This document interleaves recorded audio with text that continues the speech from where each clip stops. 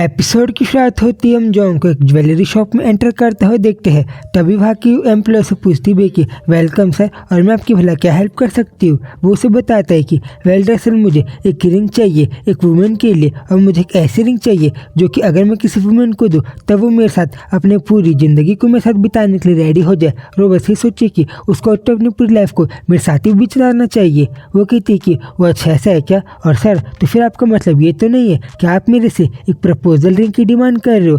तो फिर अगर ऐसा ही है तो मैं क्या आपको एक बहुत ज़्यादा फेमस ब्रांड की एक बहुत अच्छी लिमिटेड एडिशन रिंग दिखा दूँ। वो कहता है कि हाँ ठीक है, तो मुझे ऐसी रिंग दिखा दो, बट वो जो साइड में रखी हुई एक रिंग है तो मुझे वो भी दिखा दो। और वो रिंग तो हमें थोड़ी सी खिड़की लग रही थी, जिसको देख के वो एम्प्लॉय कहती है कि ओ सर तो फिर आपको वो 1 ईयर की बेबी की रिंग चाहिए। तो हाँ, वो जो किड है वो हम लोग किड्स के 1 ईयर बर्थडे की रिंग कहते हैं। वो कहती कि अच्छा ऐसा है क्या, तो तुम उससे दे दो। वो कहती है कि अच्छा सर तो फिर क्या आप अपनी किसी किड का क्या आप बहुत ज़्यादा अच्छे से बर्थडे मनाने वाले हो, क्योंकि वो वैसी ही रिंग है। और यूजुअली हमारे पास यहाँ पे बहुत सारे दूसरे तरीके की भी प्रिटी और बहुत ज़्यादा अच्छी यूनिक रिंग्स है जिनको मैं आपके लिए अच्छे से ला सकती हूँ, जो चीज़ आपके लिए और ज़्यादा बेटर रहेगी। वो कहता है कि वो अच्छा ऐसा है क्या, और आपके पास इतने ज़्यादा ऑप्शन है तो फिर ठीक है, तुम्हारे पास जितनी रिंग है तुम मुझे उतनी ज़्यादा डिफरेंट तरीके की रिंग्स दे दो। और अगली सेकेंड उसे उन सारी रिंग के साथ साथ एक बहुत अच्छी रिंग भी दिखाती है, ये कहते हुए कि सर अगर आपको इस रिंग के अलावा एक अच्छी रिंग चाहिए तो आप इस को भी दे सकती हो, अगर आपको अपनी किसी ब्राइड या फिर अपने होने वाली वाइफ को देना है तो। वो कहता है कि अच्छा ब्राइड, तो फिर तुम्हारा मतलब है कि ये रिंग जो है हम अपनी फ्यूचर में होने वाली वाइफ को देते। अच्छा तुम ऐसा कह सकती हो कि मैं अपनी किसी होने वाली वाइफ के लिए इसको कह रहा हूँ। देन फिर आगे ऐसी थोड़ी रिंग्स को देखता है।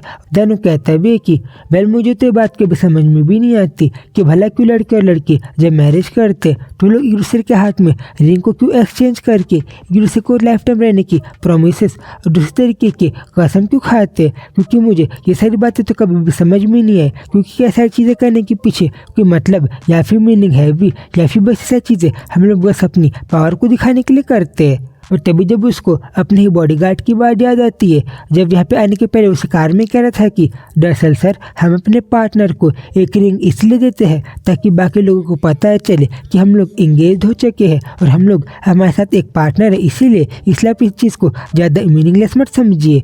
इस बात को याद करने के बाद वो कहता है कि वेल अगर एक रिंग देने का मतलब ये भी है कि बाकी लोगों को पता चलेगा कि जुमी जो है वो मेरी है और बाकी लोग उसकी तरफ नजर नहीं दिखाएंगे, तब हम इस चीज़ को ले सकता हूँ ताकि बाकी लोगों को पता रहे कि जो जुमी है वो मेरी है और हम एक दूसरे के पार्टनर्स है। और उसके बाद से तो हमें समझ में आ रहा था कि उसने कहीं ना कहीं जुमी को अपना एक पार्टनर मान ही लिया है। देन फिर सीन पे ख़त्म होता है और हम लोग सीधा जॉन के घर का सीन देखते हैं, जहाँ पे जब अपने घर में एंटर ही कर रहा था तब उसे दिखाई देता है कि जुमी तो आज भी सामने के रूम में ही सोई हुई थी, जिसको देख के उसे पूछता है भी कि जुमी भला तुम आज भी क्यों भला यहाँ पे सामने ही क्यों सो रही हो। वो कहती कि अच्छा जॉन तो फिर तुम क्या फाइनली घर में आ गए, और तुम्हें पता है मुझे तो ऐसा लग रहा है कि हमें कुछ घंटों में या फिर थोड़े दिन में जल्दी से हॉस्पिटल में जाना पड़ेगा और हमारा जो किड है वो तो इस दुनिया में भी आ सकता है। वो कहते हैं कि अच्छा ऐसा है क्या, और अगले सेकेंड अपने साथ लाए हुए सारे रिंग के डब्बों को वही साइड में ही रख देता है, जिसको देख के तो जुमी बेहरान थी कि वट भला अचानक से जोंग ने अपने साथ इतने सारे डिफरेंट तरीके के बॉक्स को किस चीज़ को लाया है। और उससे पूछती भी है कि जोंग तो फिर क्या तुम मुझे बताओगी कि भला इन सारे बैग्स में भला क्या चीज़ है। वो कहता है कि अच्छा तो फिर तुम इस चीज़ को एक हैंडकफ या फिर किसी पकड़ने वाली चीज़ कह सकती हो। वो कहती है कि व्हाट, तुमने क्या कहा हैंडकफ, कैसे में जंग तुम मेरे इतनी अच्छे से इतने सारे पैकिंग को करा के एक हैंडकफ को लेके आए हो। बट देन तभी वो से बताता है कि अरे नहीं जुमी, मैं तो बस तुम्हारे साथ मजाक कर रहा था और तुम खुद देख लो कि भला उस बॉक्स में भला मैंने तुम्हारे लिए क्या लाया। वो कहती है कि हाँ जंग मुझे तो लगा ही था कि तुम मजाक कर रहे थे, बट सही में कभी कभी तुम्हें पहचान ही नहीं पाती कि भला तुम कब मजाक कर रहे हो और कब तुम सीरियस हो।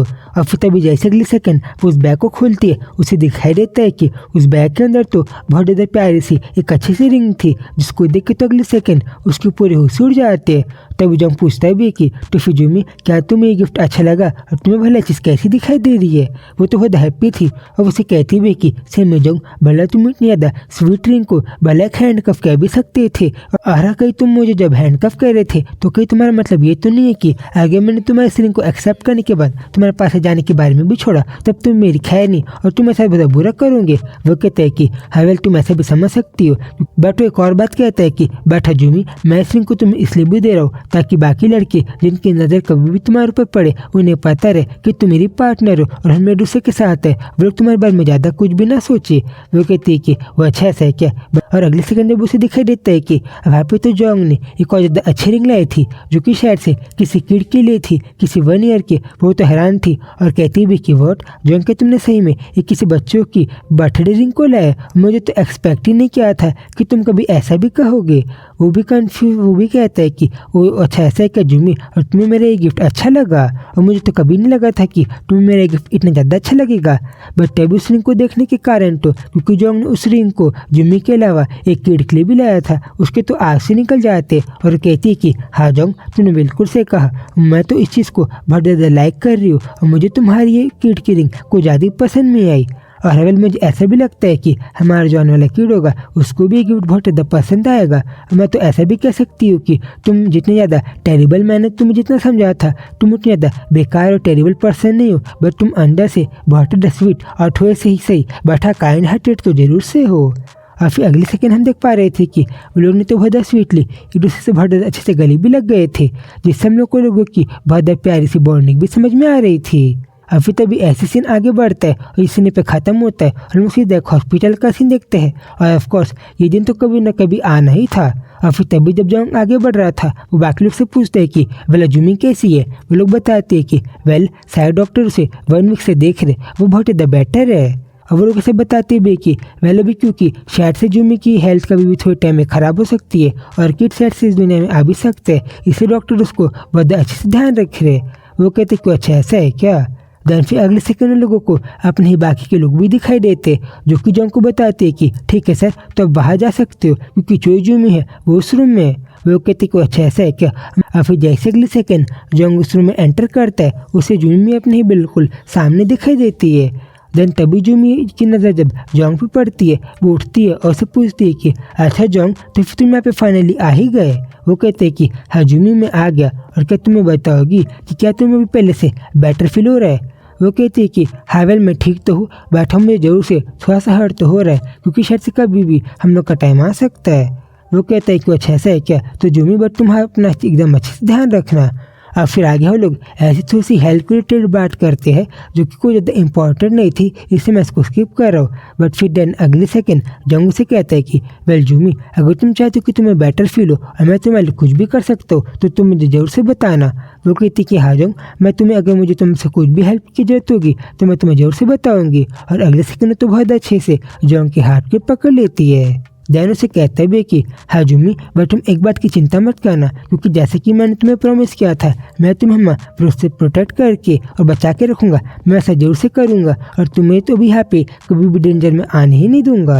और उसके बाद को सुन के तो जुमी पहले से भी अभी ज़्यादा ब्लश करने लगी थी और वो तो कंफ्यूज भी थी कि भला जोंग पहले से कब इतना ज़्यादा बदल गया और उसका माइंड इतना ज़्यादा चेंज हो गया।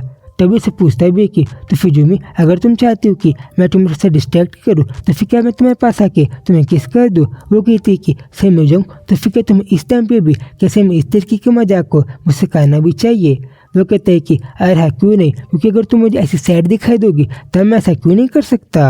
वो भी कहती है कि सेमी जोंग, तुम्हें तो इस टाइम में भी तुम तक परर की तरह बिहेव कर रहे हो और तुम इस तरीके के जोक्स नहीं करने चाहिए। पर फिर तभी जब जुमी उसके ऊपर थोड़ा सा गुस्सा कर ही रही थी तो अगले सेकंड जोंग तो नहीं पता क्यों बट जुमी को कुछ ज़्यादा क्लोज आ जाता है। वो तो उसकी बिना खुद से समझे उसको बहुत ज़्यादा प्यार से किस कर देता है, जो चीज़ तुम्हें इमेज में कुछ ज़्यादा क्लियरली दिखाई दे रही थी। देन जोंग कहता है कि सेमी जुमी, अगर भी तुम्हें मुझे हिट भी करना है तब तुम ऐसा कर सकती हो, बट हमें तुम इतने ज़्यादा हर्ट और थोड़ा सा अजीब से बिहेव करते हुए नहीं देख सकता।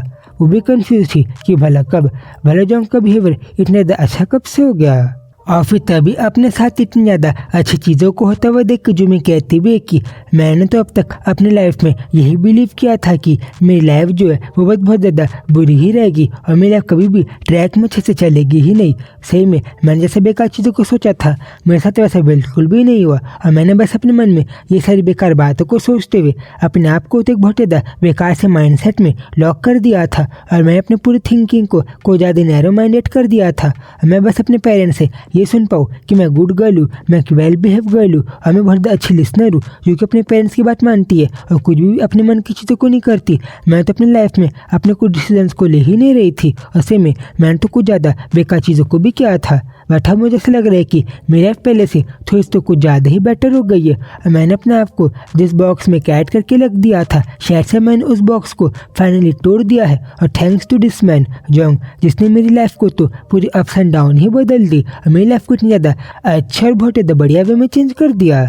देन तभी जोंग उसको हैप्पी देख के कहते भी है कि जुमी, अभी जब मुझे ऐसा दिखाई दे रहा है कि तुम बहुत हैप्पी हो, तब तो मुझे बहुत बेटर फील हो रहा है। और मुझे ऐसा लग रहा है कि आज जब तुम बैठ भी दोगे तब तुम्हें पहले से अभी ज़्यादा अच्छा लगेगा। और तभी जोंग की इस वापस से केयरिंग बातों को सुन के तो और कहती भी कि सिमी मैं कन्फ्यूज हूँ कि भला आखिर आज जोंग को हो क्या गया और फॉर द फर्स्ट टाइम क्या आज ये बहुत ज़्यादा अच्छे से बिहेव कर रहा है। और वो कहती भी कि हाँ शायद से फाइनली मुझे सारी बातें समझ में आ गई है। और मुझे ऐसा लग रहा है कि मैं जब अब तक अपनी लाइफ में बाकी लोगों की लाइफ में फिट होने का ट्राई कर रही थी और मैं अपने आप की तरह नहीं बट मैं किसी और की तरह बिहेव करती थी, शायद से मैं फाइनली वैसा करना बंद कर सकती हूँ और मैं फाइनली जो जुमी यानी कि जैसा मुझे रहना है वैसे रह सकती हूँ। वो जोंग के पास आके उसे कहती भी कि ठीक है जोंग, तो फिर क्या तुम एक बार वापस से मुझे बहुत प्यार से किस कर दोगे। वो जिस पूबिस की बात को मान के उसे कहता है कि वो अच्छा ऐसा है क्या, तो फिर जुमी क्या तुम अपने हेड को थोड़ा सा ऊपर बढ़ाओगी। और फिर जिसके पहले कदम को समझ पाए अगले सेकंड तो जोंग ने बहुत अच्छे से जुमी को उसके चिक्स में किस कर दिया था। और फिर तभी इन सारी चीज़ों के बाद जुमी कहती भी है कि नो मैटर वॉट, भले ये पूरी दुनिया कुछ भी ज़्यादा कहे बट मुझे पता है कि अब फाइनली मेरा हार्ट वाला क्या चीज़ों को चाहता है और मैं क्या अपनी लाइफ में लव को चूज़ कर सकती हूँ कि नहीं, और मैं वैसा जरूर से करूँगी। और द फैक्ट डेट जोंग में सत्य भी है और मेरे साथ यहाँ पे मेरे साथ खड़ा है, ये चीज़ें तो मुझे एंड में ऐसा फील करा रही है कि मेरी लाइफ भले ही बहुत ज़्यादा सिंपल ही सही बट परफेक्ट और कुछ ज़्यादा ही अच्छी रह सकती है। और फिर तभी जुमी की इतनी अच्छी बातों के साथ ये लोग के जोंग किसी बहुत प्यारे मोमेंट के साथ ये चैप्टर पे ख़त्म होता है और स्टोरी का फाइनल आर्क भी। तो अब बस फाइनली एक चैप्टर बचा है जिसमें हम लोग फाइनली जोंग और जुमी के किड की फ़ोटो को भी देख लेंगे, जिस एपिसोड को पक्का से मैं कल या परसों अपलोड कर दूंगा।